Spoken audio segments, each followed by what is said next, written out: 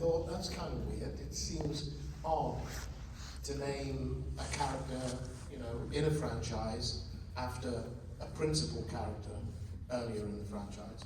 What made it weirder was that, of course, Kirsty's surname in Hellraiser was Cotton, and that this Kirsty, not Kirsty, and her husband had a dog called Cotton. I think this is all very weird. Anyway, Rick Boter, who was due to direct Hellseeker, Dimension would never let me talk to the directors, and therefore not to Rick, until my deal was done. And that was never an altogether straightforward process with them. I never quite understood why, because it's not really all that complicated, but anyway. I finally got to talk to Rick, and I said, you know, this seemed very weird to me, because it felt like you were bringing Kirsty back, but then you're not, and then all that. And Rick said, oh my God, I would love to do that, and we talked about that. He said, we sent the screenplay to Ashley's agents, and we never heard from anything.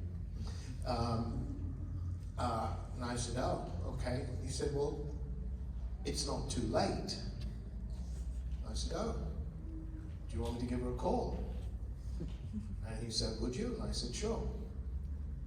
So I did. And I said to Ashley, hey, would you be interested in doing another Hellraiser movie? Yes. Cool. I'll call the director and let him know. So I did, and so they set about kind of reorienting Hellseeker to make it that Kirsty. And it was very late in the day, so when Ashley arrived in Vancouver, I was sitting on set with Rick, and we were still trying to create scenes to make this work. Rick asked me to write the confrontation scene. So good. They have it in the behind scenes too, your full. Yeah. He's so good. So that was kind of weird, because Rick and I had a major disagreement, because his thing, and I think this was coming from the producers at Dimension, was that there had to be no reference back to the early movies. And I said to Rick, that's ridiculous. This whole thing is being built on Pinhead and Kirsty, and Pinhead, you know, basically wants to say to her, listen bitch, we have a deal. And you reneged on your deal, so put it right or you're in trouble, okay? So how can we possibly have, there's no other conversation that Pinhead wants to have with her. Yeah. How can we possibly do that without referencing back to what went on earlier? I would be sitting in the makeup trailer having my makeup put on, and I'd be scribbling ideas and thoughts and lines and so forth down, and the PA would be taking them on set, and Rick would be looking at them, and he'd be sending notes back saying, this is great, don't like this, change this. So it went on.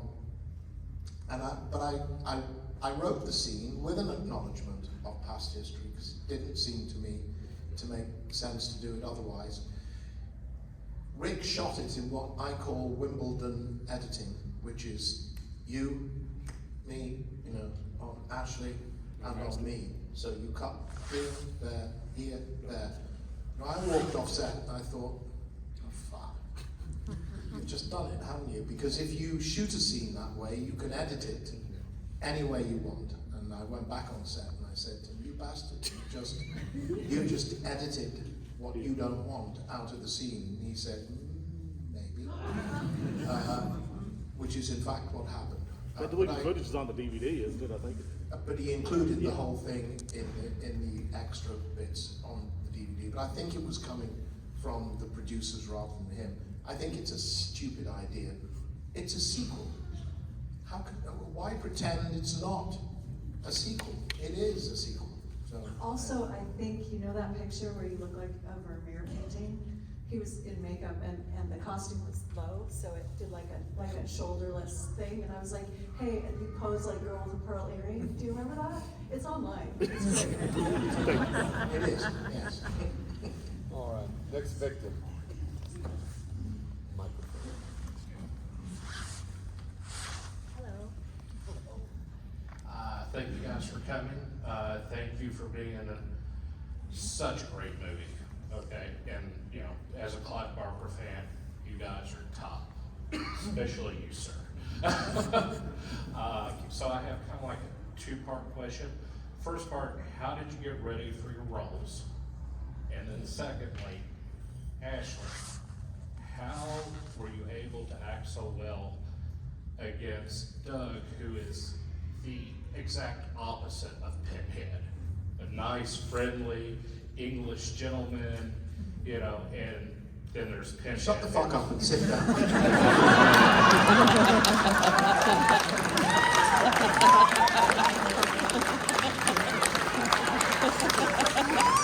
Stand the fuck up and finish what you were saying. Thank you, and oh God!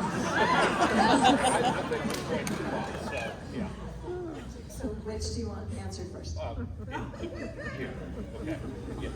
Okay, well, they weren't really demons from hell either, so there was some imagination with the whole thing, but a lot of times it was a piece of masking tape, because they would be in for hours early doing makeup, and then they would shoot out most of their things, so there's a matte box which is around the lens, and so it's like a frame. They put a piece of masking tape, and that would be the Cenobites, and then there would be a woman reading the script with the fan on. You couldn't hear her anyway. So most of the time it was whatever was in my head.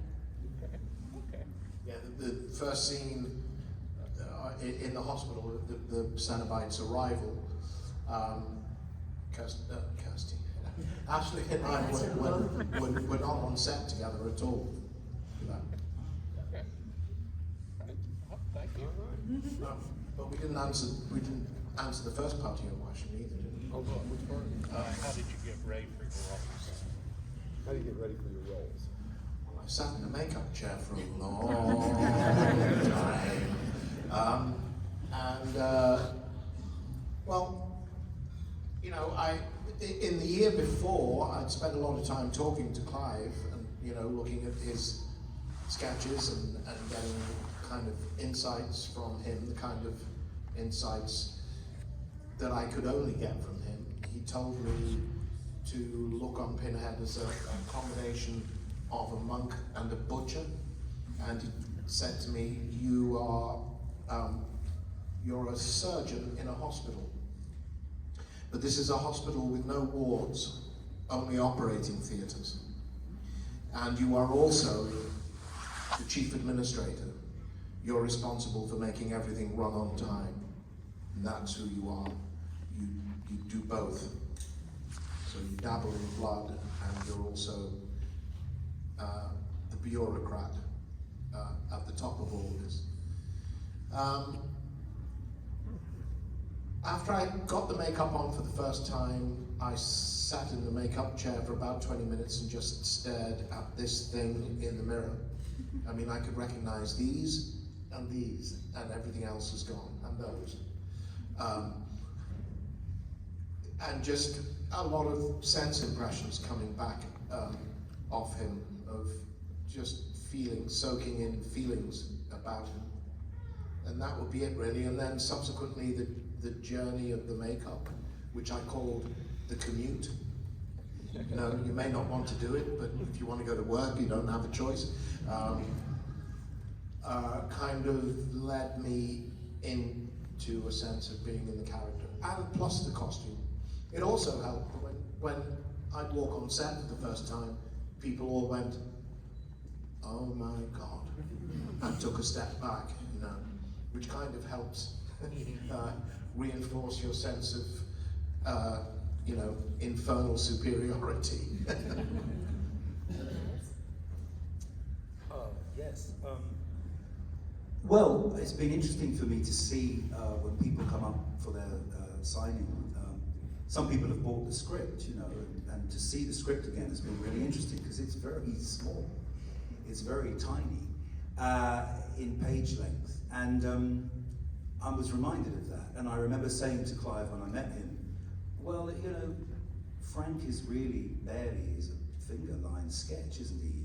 Where do you think he's come from? And then why is this mania that he has for this kind of Faustian journey so central to your understanding of him?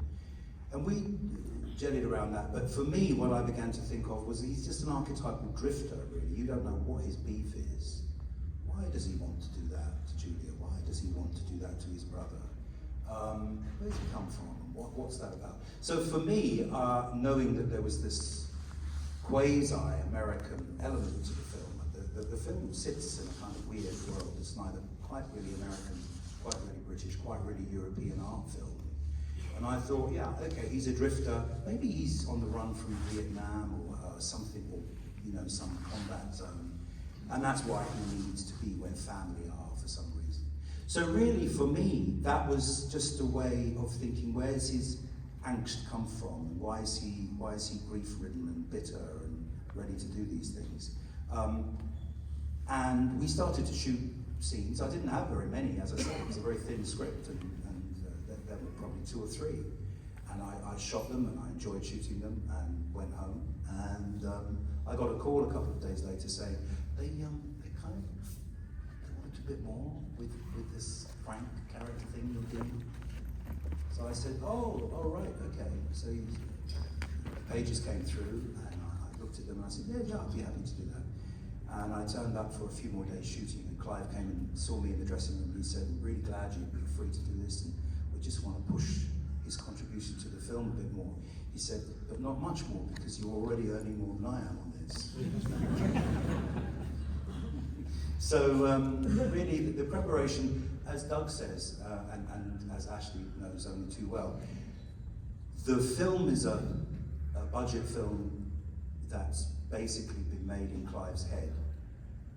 But the first day that I was on set, Clive being Clive, took me to the workshop, showed me his makeup, which was astonishing, showed me what they were planning to do with the skin Frank and the animatronic stuff.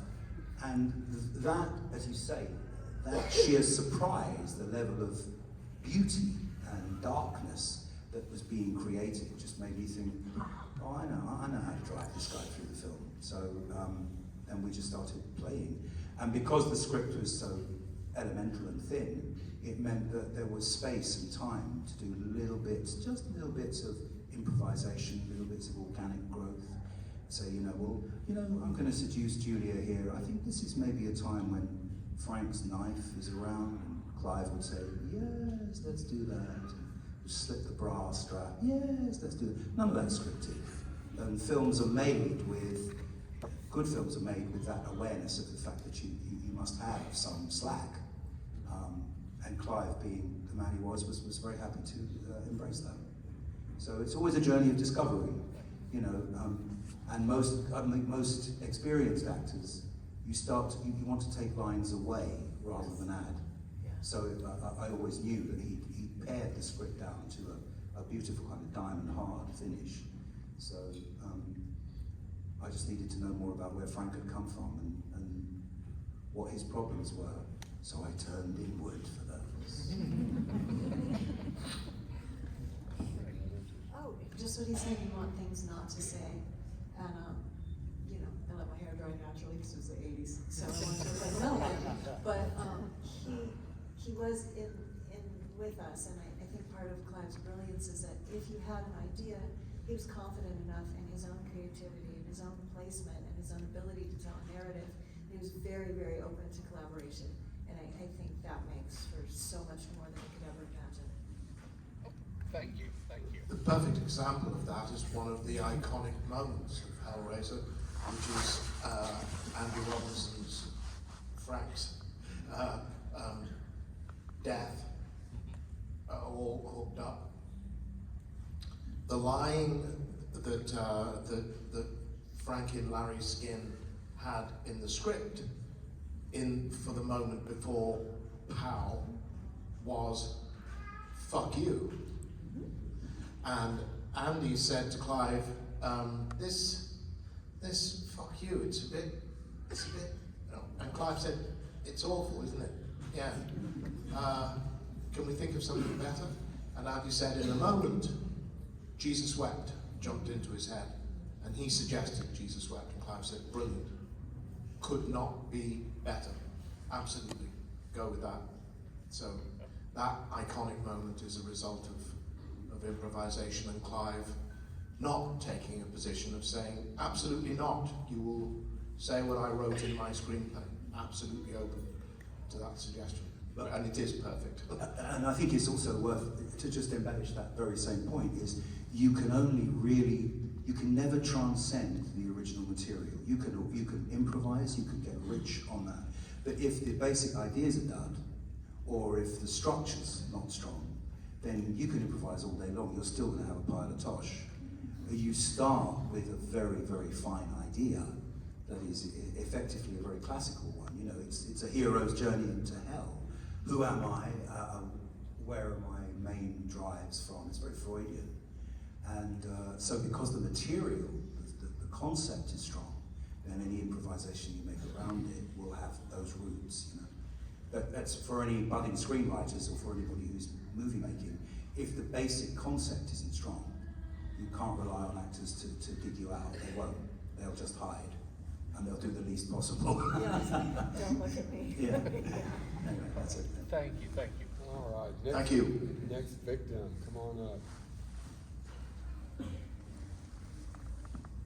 Okay, so, hey there, so my question is for Doug. So, with you doing the Pinhead stuff for Hellraiser, knowing that you did the guest narration on Her Ghost in the Fog from Cradlefield's album Midian, how did that come about, even to get the collaboration with them, as well as doing the collaboration with them itself? Like, how was that working with them?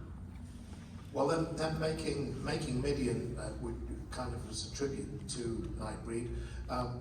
To be perfectly honest, I don't know whether they approached Clive or not. I've never actually thought about that until this very moment, or whether there was any comeback. I wouldn't imagine so. My involvement was very simple. I already knew Danny a bit. I am a major disappointment to my fans because I don't do heavy metal. I listen to a huge amount of music across many, many genres, and there aren't many genres that I have no time for. Heavy metal is one of them. I think Danny, I've seen Cradle live. It's not my musical cup of tea at all. Danny is the most extraordinary performer. Where the hell he gets those voices from, I don't know, because he's not like he's a big barrel-chested American guy. He's not. He's quite small and slight Brit, you know. But he's brilliant, and I have always admired his writing and the way that he creates the image for Cradle and has kept it going so long. But it's as simple as this. I'm sitting at home, lived in London at the time, minding my business. The phone rang. It was Faye Wolfen, who was at that point their manager, and she said, Danny and the boys are working on a new album. Danny was wondering if you would contribute some spoken word to it, and we don't have very much money. And she was right. But they were at that time, Danny was living in Battle in Sussex, and they had a studio nearby, so I said, what the hell, sure. So, you know, got in my car and drove down and did the recording for them. I came out certainly with a newfound level of respect for what goes on inside the world of heavy metal music. Because I came out imploring Danny that if we did this again, would he write something in 4/4 time, so I could find the onbeat and the offbeat, trying to come in at the right point in these bizarre 27-15 time signatures heavy metal bands working was interesting. So that was it. And sometime later, I'm sitting at home in London minding my business, and the phone rang, and it was Faye who said, Danny and the boys are working on a new album. Danny was wondering if, and we still don't have very much money. So, and I've done 5 albums with them now, to the point that I've suggested to Danny they now need to change their name to Doug Bradley and Cradle of Filth, because they're, at this point, just my backing band. So, but Danny is a great guy, and it's always been an absolute pleasure to work with him, get on really well with him. Hello, again. I wanted to come up and ask, I had a great conversation with Sean earlier, and he encouraged me to ask a question, so here I am. I love to read, and I just recently read The Hellbound Heart after seeing Hellraiser 55 times. And I think it's a perfect film the way it is. I think it's just what you guys were able to do with the budget and everything is really amazing. And I also wanted to be a filmmaker as a kid, but it didn't. I'm not dead, obviously. I'm nowhere near dead, so we'll see. But it hasn't worked out yet. So when I watch a movie, I'm always kind of thinking of the things I would change. You know, just maybe what if they went in this direction instead, or did this and this. So when I read The Hellbound Heart, I thought that the scene where Frank and the Cenobites first meet, which is not in the movie, it's kind of implied, was totally mesmerizing, and it's grotesque, and it's kind of gets under your skin, and I was like, wow, this is kind of next level. So I wish now, and I understand why it wasn't, but I wish now, looking back, that it made it into the movie, because I think it was very interesting, and you know, you see Pinhead in the beginning, kind of cleaning up the mess and everything, and you wonder what's going on, but I think maybe that would have been a very interesting way to, I don't know, because nobody knows what they're going into, right? So you see that and you're like, what the hell is this movie? So my question is, it is coming, I promise. Okay. Is if there is anything big or small that you could change from the first film, what would it be? Yeah, anything big or small, what would you change? I'll go straight to Pinhead cleaning up the mess. It would have been my hands, which it wasn't. And it almost never is. Excuse me. But it's a frustrating thing. It was, to me, it was a great moment for Pinhead. That's a tiny little moment that goes by, and something that was never really revisited or explored. It's a childlike thing that Pinhead does in that moment when he goes back into the midst of all this exploded guts and gore that used to be Frank, and rearranges the jigsaw puzzle of the pieces of his face to recreate his face on the floor. And I always thought, wow, it's an extraordinary moment that we don't really ever come back to. And if I could change anything at that point, it would have been my hands doing it, because it would have been done a little bit differently. Nothing. I think your question comes from a fascinating place, because I think it touches on the difference between fiction and filming. And I think that is an extraordinary scene in Hellbound Heart and so on. It's always easy to look back, and nobody knew this film was going to be a success. But I think if you remade it in this sense now, you might have a largesse and say, well, it's quite clear that the fan base for Hellraiser, which is exceptional, and when I meet you all at cons like this, I'm astonished at how deeply the film has affected people and how much they value it. And you could put in some fairly lengthy expositional stuff about the psychology and the drama of where all that's come from. But there and then, it was a very innocent project in that sense, and I suspect very clearly that Clive knew he had to keep the story as linear as he could, and strip it back. But therein lies the difference between if you have knowledge, later, you might say, wow, yeah, we could do a few more juicy scenes about the intellectualization of various agonies of Hellraiser, of Pinhead and Frank. But it's a question coming from a good place, and I wouldn't change anything in the film. The film scraped into existence on a budget that was like oxygen starved, and the fact that it's had the impact it's had is in itself a miracle. So maybe the miracle thing is live with that, But I would only add as well that I think on the page in the Hellbound Heart with that scene, Clive as the unreliable narrator's voice is able to tell you everything that Frank is expecting, everything that he's anticipating, which is basically wall-to-wall naked women. That's all he's interested in. And then tell you that what he gets is everything, everywhere, all at once. As Clive actually says, and if you try to imagine this happening,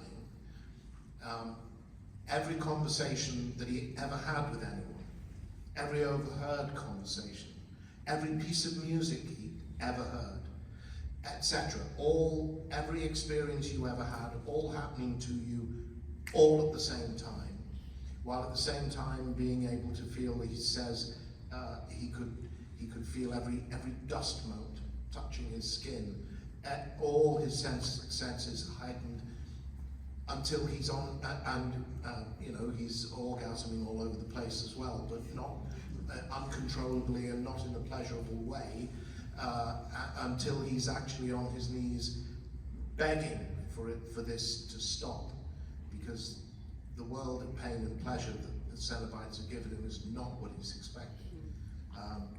I think at that point in the movie, I think it would have been too dominant a thing to start with. I think it's better that the movie builds quietly with Julia and Larry, and then the arrival of Frank, and then skinned Frank, which is an extraordinary thing to do, to take a skinned man and not make it a jump scare, but have him stand around and talk and smoke cigarettes and drink wine and be loquacious, and and finally we get to the Cenobites, who we have seen at the top, but we don't know it's all mystery at the top, and I think that strengthens the film rather than showing us everything that happened to Frank and why all of that emerges later. Yeah, the film is full of ambiguities, isn't it, in terms of how you, as a viewer, what you know and what you don't know, and what you think you know and then what you'll be told isn't the case, and so on. And that's the hook, really, isn't it? That's how it works so effectively. It's so full of options in the story, you're never quite sure who to trust and follow. And it's apparent as well, and the cons bring it out when we meet and talk, every figure is a leading character. Every figure is a leading character. They all have a story that is a backstory that they're progressing.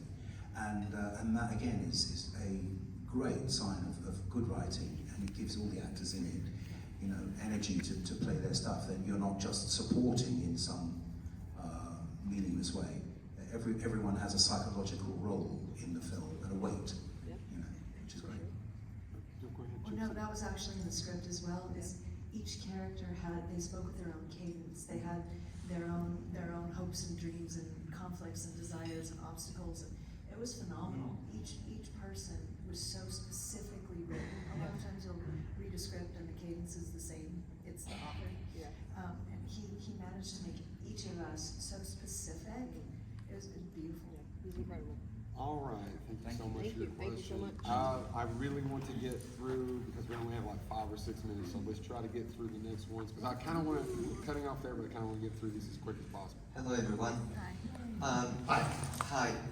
You briefly appear as Elliot Spencer in the entire franchise. And straight from the start you were famous for being Pinhead. So I was just wondering how much you were looking forward to show your real face to your audience, and because that must also have changed your acting. during those scenes, and how, like, if that impacted you, like when you shot those scenes with him.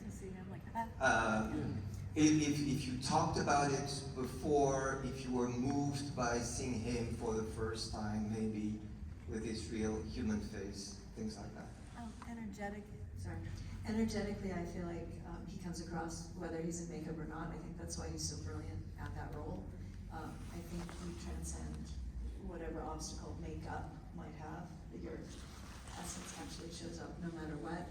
And I think his bone structure doesn't change. I just think he's a phenomenal actor, so I got the joy of with both of them. They're just really good. So all you have to do is listen.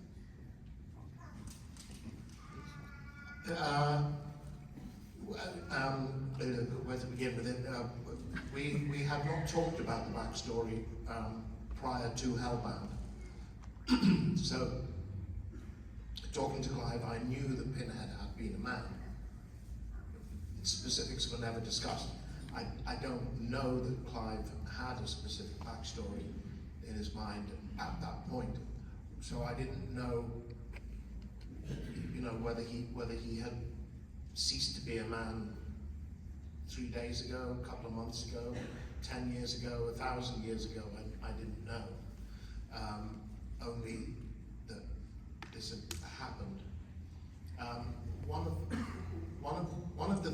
One of the sense impressions I mentioned, sitting looking in the mirror, along with in the midst of lots of them, was a sense of melancholy about the character, and I tied that to a question mark in my head, which was, why is he so interested in people? And my answer to that was that he was kind of in a perpetual state of mourning for a humanity that he couldn't remember, which all fell into place very nicely for Hellbound when Elliot was introduced as an element. There would have been more establishing shots at the beginning of the film. They got lost because of budgetary problems with Hellbound, which we don't have time for. I mean, and again, an unexpected bonus for me. I wasn't expecting it, but obviously it's nice to have your own mark on screen and be playing an opposite side to Pinhead, which we explored more in the third film. I mean, it was said often, I think, that the process of realization, here's a picture of yourself. I remember, oh my God, I'll turn into a human being and I'll sacrifice myself to save you. Okay, it all happens very fast, but there's a slight problem, I think, in the end of Hellbound, which is that there are so many storylines running, and it pertains to every character being their own leading role. Everybody has a storyline. There are multiple storylines. There's Channard and Julia, and Channard and Pinhead. There's Julia and Kirsty. Yeah. There's Kirsty and Pinhead. There's Kirsty and Tiffany. There's all these storylines are desperately racing to the door marked the credits, trying to get resolved. So it all happens very quickly. It would have been nicer, perhaps, to have taken a bit of a breath to absorb everything that's going on at that point. But that's what it says. Like fans say to me, why did you surrender yourself to Channard? Why didn't you just kill him? Because that's not what it said in the script. I think perhaps we should have had Clive write that one too, don't you? Thank you. All right, thank you. I'm so sorry, but this may have to be our last question. Depends on how quickly we get through it. Does it bother you when your performance is redubbed or your voice enhanced in post? That's an interesting question. Yes. It happened to me in Nightbreed.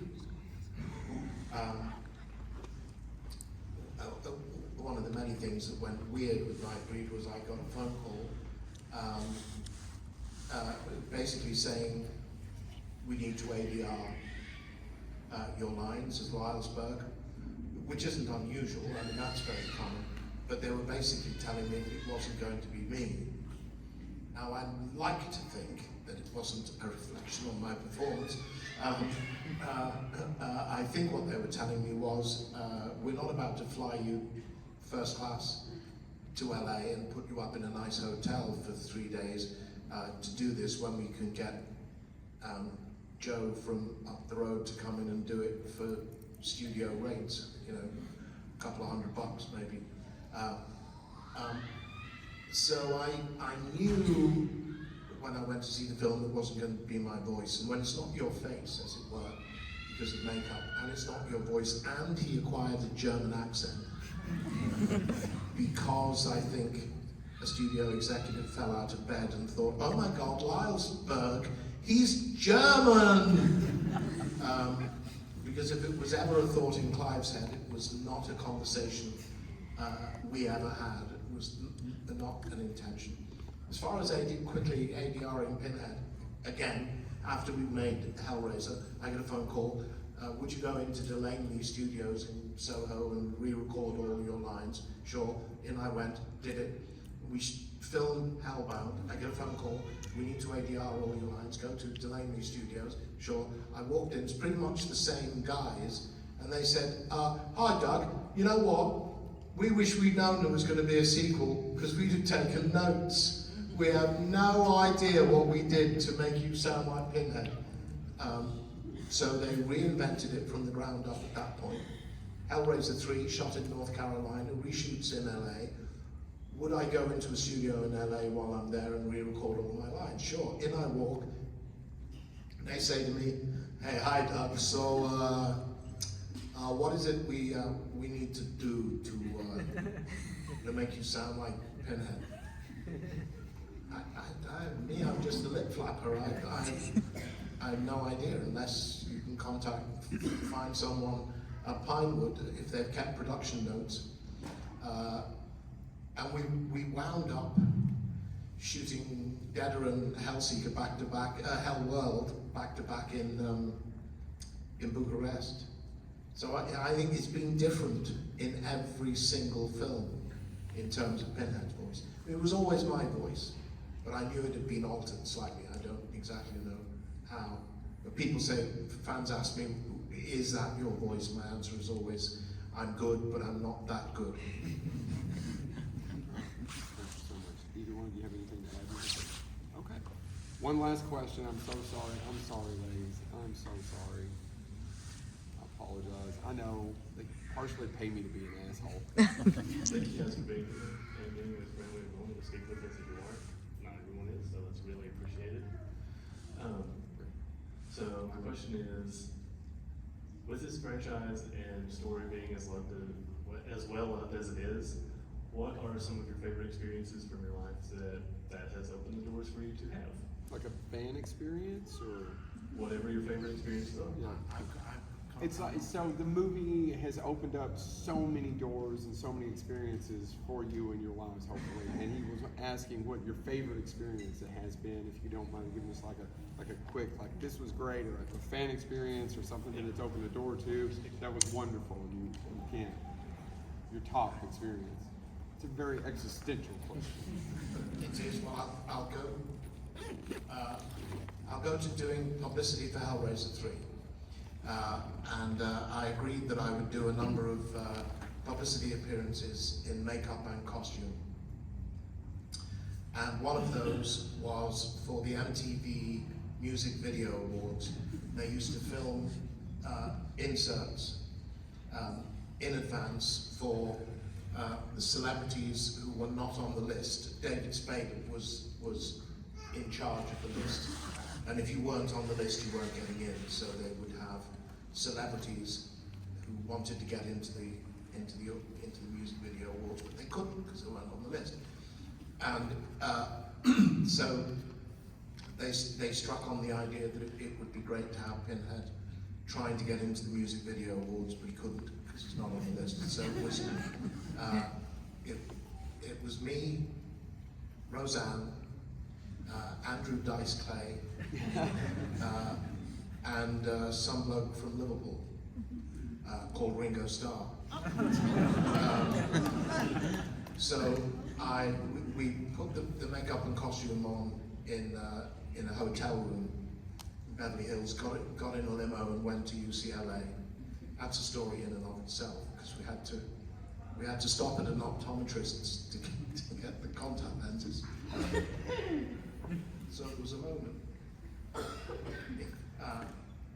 If anyone was shopping in Westwood at that point, they'd have seen a limo glide up to the sidewalk, door open, Pinhead get out, hitch up his skirts, into the optometrist, and then back out again.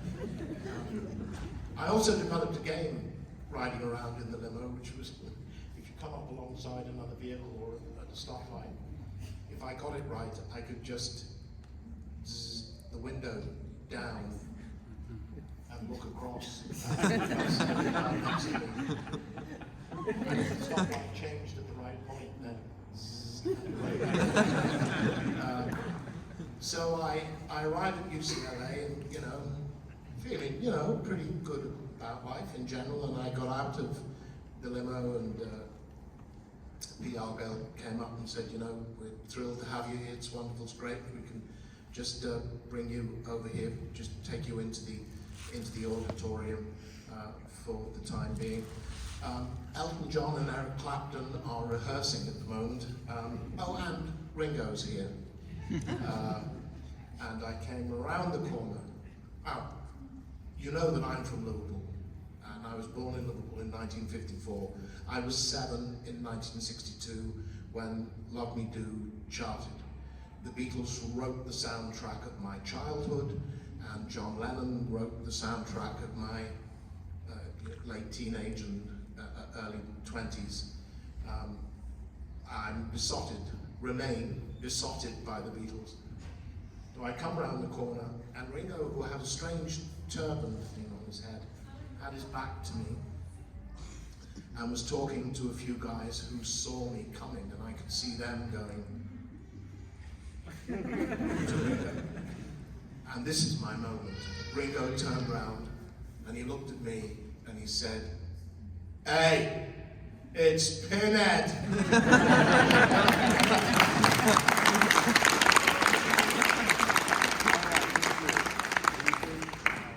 No, you can't top that. And then